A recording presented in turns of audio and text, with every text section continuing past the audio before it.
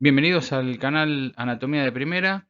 En la clase de hoy vamos a comenzar con la descripción anatómica del esqueleto del antebrazo, comenzando por el radio. El esqueleto del antebrazo corresponde al tercer segmento del miembro superior y está formado por los dos huesos que vemos acá en la imagen, que están dispuestos de manera paralela, uno con el otro, y en sentido de la longitud del miembro, en este caso del antebrazo. Si observamos el radio, vamos a ubicarlo en la región externa y el cúbito en la región interna. La región externa la podemos llamar también radial y la región interna la podemos llamar también cubital. Como vemos en la imagen, los dos huesos dispuestos en la verdadera posición anatómica que ocupan en el antebrazo no tienen exactamente el mismo nivel, ya que el radio sobresale del cúbito en la región inferior y el cúbito lo hace en relación al radio desde la región superior. Y desde el punto de vista anatómico, el cúbito siempre es un poco más largo en cuanto a la longitud que el radio. Antes de avanzar, volvemos a la división anatómica de la región del miembro superior, formada por la región del hombro o cintura escapular, con el esqueleto óseo, como vimos, formado por la clavícula y la escápula, el brazo, formado por el esqueleto óseo que le da el húmero, y el antebrazo, que comenzamos ahora, formado por el esqueleto óseo que da el radio, que viene de la región externa, y el cúbito en la región interna. Por supuesto, este miembro superior colocado en posición anatómica. La región de la mano, formado por los 8 huesos del carpo, dispuestos en las dos hileras, la proximal y la distal, y la región específicamente de lo que sería la mano, formada por los metacarpianos y las falanges. El radio y el cúbito, como vemos en la imagen, están unidos en sus dos extremos por articulaciones que son móviles las dos, tanto la radiocubital superior como la radiocubital inferior, las dos de tipo trocoide, y son las que le permiten al cúbito y al radio llevar a cabo el movimiento de pronosupinación. En la porción central vamos a ver que nos vamos a encontrar con un espacio, en este caso cubierto por la membrana o ligamento interóseo. De esta manera entonces destacamos nuevamente la posición anatómica que ocupa el radio en el antebrazo, colocando este en supinación, ubicando al radio entonces en la región externa. En esta posición observamos la ubicación anatómica del esqueleto óseo del antebrazo en relación al radio en la posición externa y el cúbito en la posición interna, en supinación, y ambos huesos se disponen en forma paralela uno con el otro. Si lo llevamos a la pronación, se produce un movimiento de traslación del radio sobre el cúbito, tomando como eje, en este caso, de la posición del movimiento al cúbito, a partir del cual se produce la traslación del radio, llevándolo a la pronación. Por lo tanto, en la pronación, ambos huesos se encuentran de manera cruzada. Vemos la extensión o la expansión de la membrana o ligamento interóseo. La movilidad de la articulación, o mejor dicho, de la región del antebrazo, está dada por las dos articulaciones, la radiocubital superior y la radiocubital inferior, las dos articulaciones de tipo trocoide o pivot que permiten, en este caso, la traslación del radio sobre el cúbito que corresponde al movimiento de pronosupinación. Vemos el radio, entonces dispuesto en la región externa en posición de supinación. Vamos ahora a la descripción anatómica que vamos a realizar de toda la región del antebrazo, tomando como hueso largo el radio con su epífisis superior, su diáfisis y su epífisis inferior.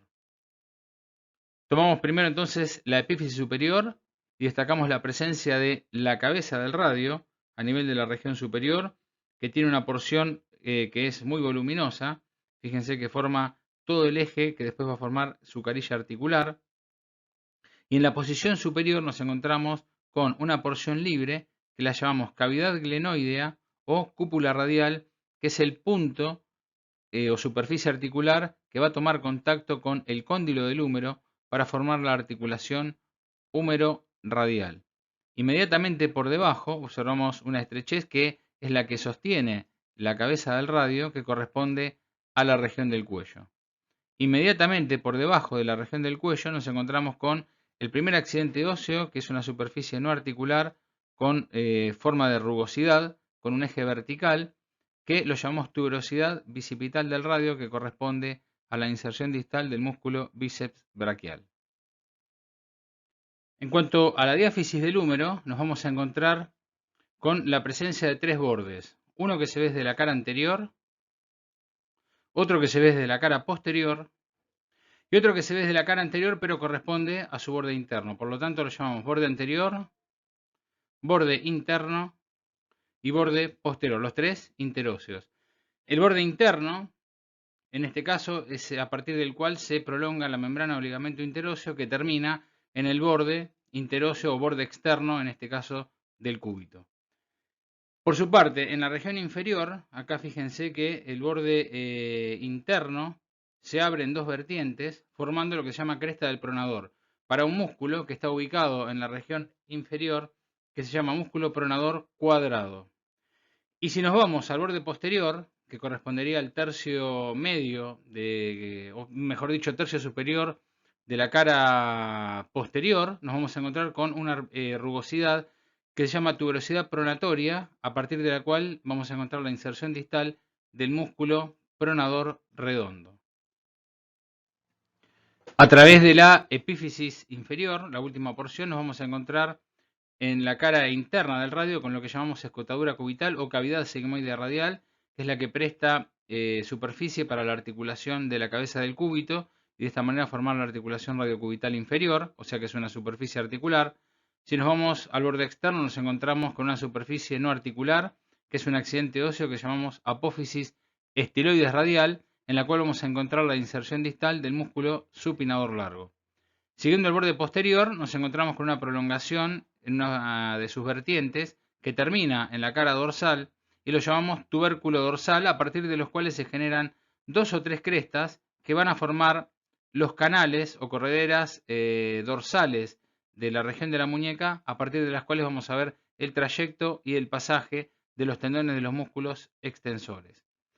En la porción inferior nos encontramos con otra de las superficies articulares que corresponde a la superficie articular carpiana o superficie articular radial inferior, a partir de la cual vamos a encontrar la articulación de esta carilla con dos huesos de la primera fila del carpo que son el escafoides y el semilunar para formar la articulación radiocarpiana. De esta manera nos queda entonces completa la descripción anatómica del radio en todo su eje o longitud a partir de su extremidad superior, cuerpo o diáfisis y su extremidad inferior.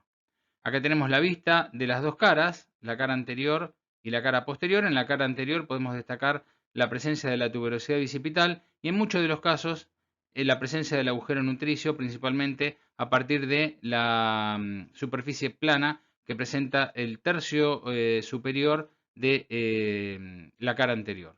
En la cara posterior, el borde posterior terminando en el tubérculo dorsal.